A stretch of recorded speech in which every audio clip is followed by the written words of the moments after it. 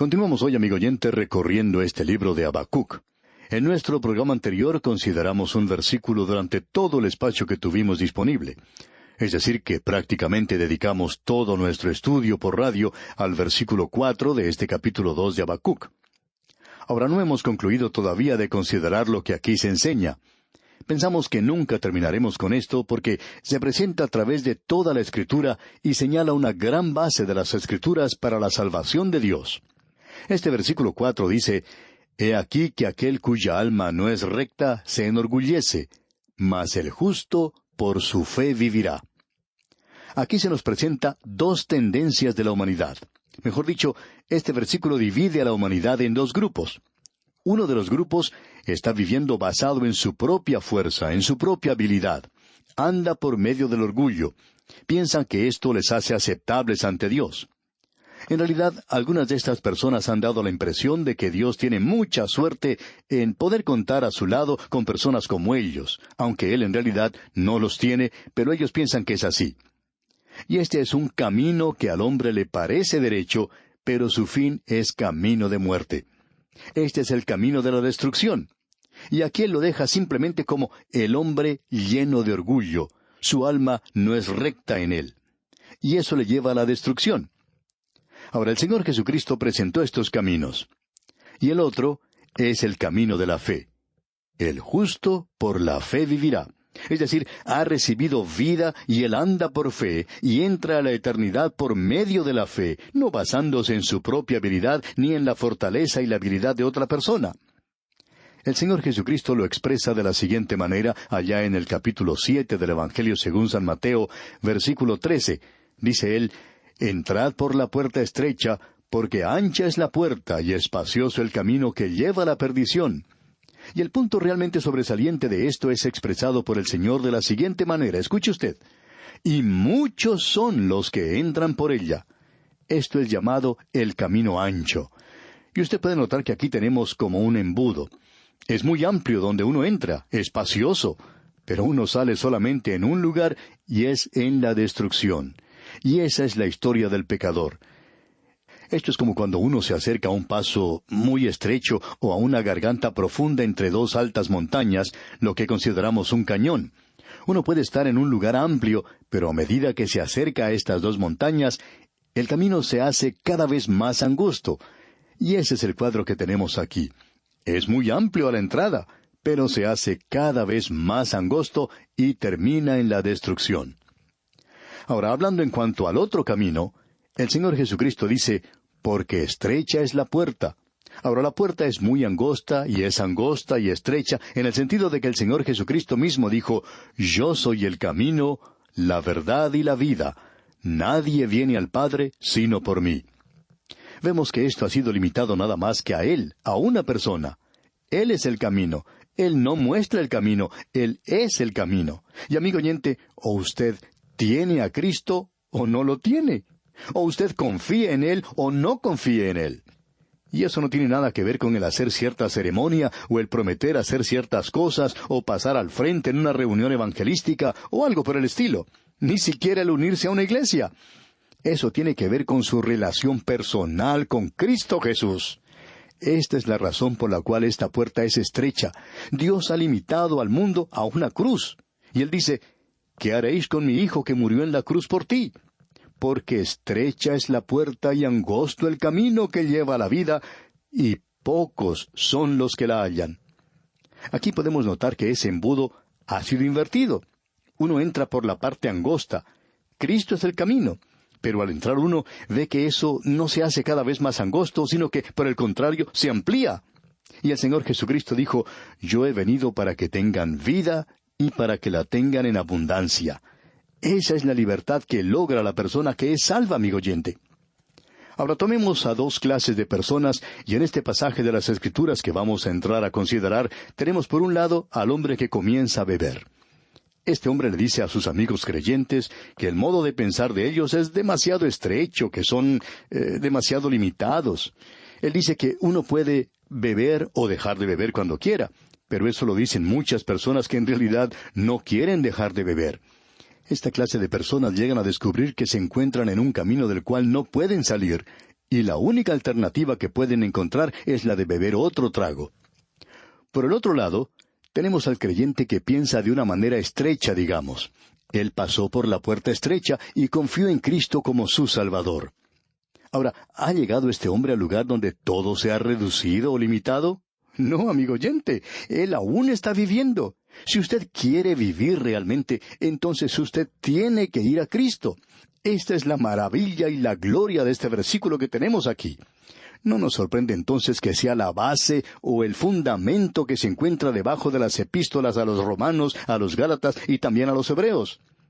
Ahora, esto es lo que Dios le ha dicho al profeta Habacuc. Él le dijo, tú tienes algunas preguntas y yo las he contestado. Esto no te ha complacido totalmente, pero tú puedes confiar en mí. Tú puedes confiar que lo que yo he hecho en el pasado ha sido lo correcto, y lo que estoy haciendo en el presente también es correcto. Y tú puedes confiar en mí que lo que voy a hacer en el futuro será algo correcto y apropiado también, porque yo estoy en control. Ahora, con eso en mente, amigo oyente, permítanos hablarle francamente y hacerle una pregunta. ¿Quién acusará a los escogidos de Dios? ¿Quién puede acusarnos si hemos confiado en Cristo?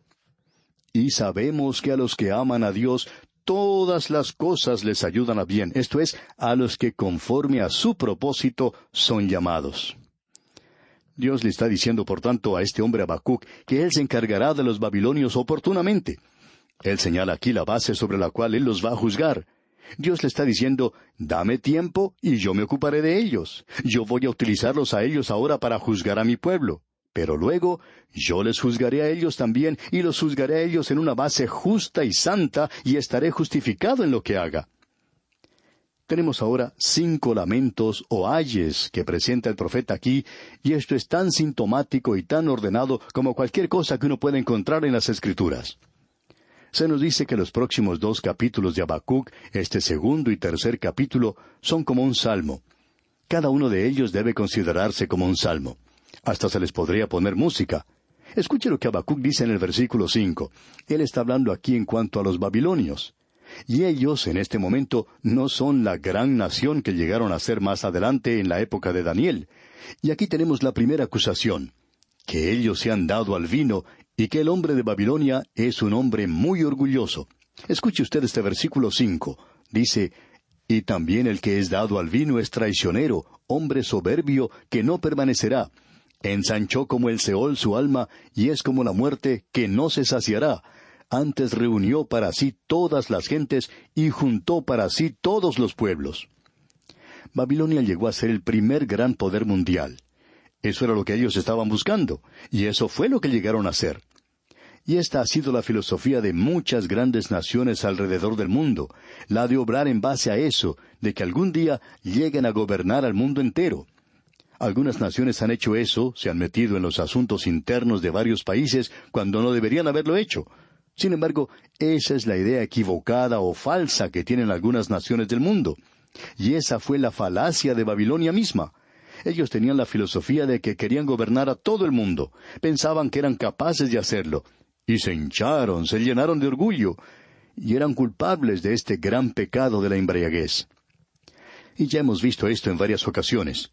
La vimos cuando estudiábamos los libros de Amós y Joel, y también estaba expresado en el libro de Nahum, y ahora otra vez está aquí en Habacuc, que esto es lo que hace caer a las grandes naciones. Nahum presentó de una manera muy clara que fue la embriaguez, la borrachera la que hizo caer a Asiria. También fue la embriaguez lo que obligó a Dios a enviar al reino del norte a la cautividad. Y Habacuc está diciendo aquí que es la embriaguez lo que hará que Dios destruya totalmente a ese gran reino babilónico. Es decir, que la embriaguez obra su propia destrucción cuando la gente llega a ser una nación de borrachos. Eso fue lo que caracterizó a Babilonia. Y si usted lee el capítulo 5 del libro de Daniel, el cual estudiamos no hace mucho tiempo, usted recordará que Belsasar hizo una fiesta. Y esa fue la noche cuando cayó Babilonia. ¿Por qué? Porque estaban todos borrachos. Era una noche de desenfreno y embriaguez. Ellos se sentían completamente seguros. Pero eso fue lo que hizo caer a Roma también. Cerca de la ciudad de Roma, a unos 25 kilómetros en la costa, se encuentra la localidad de Ostia, en la desembocadura del río Tíber. Esa era una localidad que los romanos utilizaban para divertirse. Las ruinas en ese lugar revelan que los romanos se entregaban allí al desenfreno y a la borrachera. Y eso fue lo principal, lo que provocó la caída de ese imperio. Y eso, amigo oyente, es lo que puede destruir a cualquier pueblo. Puede destruir a nuestras propias naciones en el presente. No creemos que sea ningún secreto que en cualquier tipo de reunión, ya sea política o comercial, una de las actividades principales es reunirse a beber una copa. Y uno puede ver a grandes compañías, cuando tienen convenciones en la ciudad, que antes de la cena se ponen a beber. En muchos lugares, cuando se lleva a una rueda de prensa, alguna sesión informativa, en muchas ocasiones la bebida está presente. Así es como se llevan a cabo los negocios y otras actividades. Y hay naciones que tienen millones de alcohólicos, donde el 50% de los accidentes son causados por la embriaguez. Ahora, ¿cuánto tiempo puede durar una nación en esa situación, amigo oyente? Dios le dice a Babilonia, ese es tu problema. Tu borrachera te ha llevado al orgullo, a la soberbia, y te ha hecho como el Seol, como la muerte, que quiere devorar todo. Usted recuerda que en el libro de Proverbios, capítulo 30, versículos 15 y 16 dice, la sanguijuela tiene 2 hijas que dicen, dame, dame. 3 cosas hay que nunca se sacian. Aún la cuarta nunca dice, basta. El Seol, la matriz estéril, la tierra que no se sacia de aguas, y el fuego que jamás dice, basta. Y Habacuc está utilizando aquí la misma expresión, diciendo que nunca llega a saciarse, que es como el Seol, que nunca está satisfecho, que siempre quiere seguir ensanchando sus límites, siempre siguen expandiéndose y nunca llegan a estar satisfechos. Amigo oyente, estamos viviendo en una época cuando los negocios siempre tienen que expandirse. Cada año tiene que ser mejor que el anterior. Y las iglesias se encuentran en la misma situación. Quizá nosotros también estemos atrapados en una situación similar. Queremos que este año sea mejor que el anterior. ¿Qué es esto que está sucediendo hoy? La iglesia tiene que tener más miembros que el año anterior. Su presupuesto tiene que ser más alto, más amplio que el año anterior. Y si no lo es, entonces, amigo oyente, estamos fracasando. Es decir, creemos que estamos fracasando. Como el Seol, y es como la muerte que no se saciará. Y eso es lo que nos empuja a muchos de nosotros en el presente. Eso fue lo que hizo caer a Babilonia. Dios dice que Él los está juzgando a ellos por estas cosas.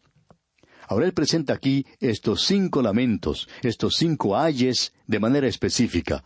Y en el versículo 6 leemos, ¿no han de levantar todos estos refrán sobre Él y sarcasmos contra Él? Dirán, ay del que multiplicó lo que no era suyo. ¿Hasta cuándo había de acumular sobre sí prenda tras prenda? Esto aparentemente tiene que ver con el firmar una garantía. Es una cosa el comprar una propiedad y pagar por ella, pero es otra cosa el apoderarse de eso por la fuerza. El primer ay es un proverbio sarcástico contra Babilonia, porque ellos estaban apoderándose por la fuerza de aquello que no les pertenecía, que no era suyo como nación. Así es que aquí tenemos este proverbio sarcástico de parte de Dios contra esta nación por querer más y por apoderarse de aquello que no le pertenece. Amigo oyente, Dios ha dispuesto que en el presente el hombre se gane la vida por medio del sudor de su frente, y si usted no se está ganando la vida por medio del sudor de su frente, entonces alguna otra persona lo está haciendo por usted, porque usted no puede ganárselo de ninguna otra manera. La forma en que Babilonia quería hacerlo es que otra persona hiciera el trabajo. Así es que se apoderaban de ellos por la fuerza. Y este es el primer lamento que tenemos aquí, el primer ay. Dios dice que Él los va a juzgar por eso. Él quiere que usted sepa que Él es recto y justo en obrar de esa manera. Y aquí en el versículo 7 leemos, ¿no se levantarán de repente tus deudores, y se despertarán los que te harán temblar, y serás despojo para ellos? Dios está diciendo, ¿no sabes acaso que todo lo que el hombre sembrare, eso también segará? Tú le vas a quitar algo a alguna nación, y alguna otra nación te lo va a quitar a ti. Y la misma clase de gente, los medos y los persas, llegaron a ser una gran nación, y ellos se apoderaron de Babilonia. Ellos, en forma astuta, llegaron de noche, desviaron las aguas del río Éufrates que pasaban a través de la ciudad, y por allí se introdujeron los ejércitos a la ciudad y la destruyeron. Así es que esta terrible acción se repite. Amigo oyente, usted sabe que el hombre es sanguinario, que el hombre es codicioso. Y llegamos así al final del primer lamento, aquí en el versículo 8, donde dice, por cuanto tú has despojado a muchas naciones, todos los otros pueblos te despojarán, a causa de la sangre de los hombres y de los robos de la tierra, de las ciudades y de todos los que habitan en ellas. Y en el versículo 9 tenemos el segundo lamento, el segundo ay. Escuche usted. Ay del que codicia injusta ganancia para su casa, para poner en alto su nido, para escaparse del poder del mal. Ahora debemos decir que debemos codiciar las cosas mejores, los mejores dones. Creemos que un creyente debería tener el deseo de querer agradar a Dios. Nos referimos a esa clase de codicia. Pero lo que se menciona aquí, por supuesto, es algo malo. Es el codiciar aquello que no le pertenece a uno. El codiciar la propiedad del vecino, codiciar la esposa del vecino, codiciar la riqueza del vecino. Y luego vemos aquí en los versículos 10 y 11 de este capítulo 2 de Habacuc, tomaste consejo vergonzoso para tu casa, asolaste muchos pueblos, y has pecado contra tu vida. Porque la piedra clamará desde el muro, y la tabla del enmaderado le responderá. Usted recuerda lo que sucedió cuando los fariseos querían que el Señor Jesucristo hiciera callar a las multitudes cuando Él estaba entrando a Jerusalén de manera triunfal. La multitud gozosa daba grandes voces por todas las maravillas que había visto. Y el Señor respondió que si ellos se callaban, es decir, que si la multitud se callaba, entonces las piedras clamarían. Allá en el Evangelio según San Lucas, capítulo 19, versículos 39 y 40 leemos, entonces algunos de los fariseos de entre la multitud le dijeron, Maestro, reprende a tus discípulos. Él respondiendo les dijo, Os digo que si éstos callaran, las piedras clamarían. Es decir que esto es algo que se va a esparcir, de eso pueden estar seguros. Ahora con esto llegamos al tercer ay, que se menciona aquí en el versículo 12 de este capítulo 2 de Habacuc, donde leemos, Ay del que edifica la ciudad con sangre y del que funda una ciudad con iniquidad. Esto tiene que ver con el asesinato y el robo, con el crimen y con la violencia. Ese es el método que Babilonia estaba utilizando para la destrucción, y es el método de la guerra. Amigo oyente, si nos apartamos un poco y observamos a la humanidad en su historia, podemos llegar a la conclusión de que el hombre sufre de cierta enajenación por la forma en que ha vivido en esta tierra, por la manera en que se comporta. Y en realidad esto es cierto. Sufre cierta enajenación. Se ve enajenado por el pecado. Tiene una naturaleza pecaminosa. Así es que ni siquiera puede dirigir su propio camino. De modo que siempre piensa que está haciendo lo correcto. Y nunca ha habido una guerra donde los que pelean no hayan pensado que estaba bien. Y siempre el hombre llega a la conclusión de que está haciendo lo justo y lo correcto. Amigo oyente, aquí tenemos la condenación de Dios para Babilonia, y esto lo podemos traer a nuestra propia época, y podemos ubicar aquí a cualquier nación del mundo presente, y encajará muy bien aquí. Bien, amigo oyente, vamos a detenernos aquí por hoy, y continuaremos Dios mediante en nuestro próximo programa. Que Dios le bendiga abundantemente.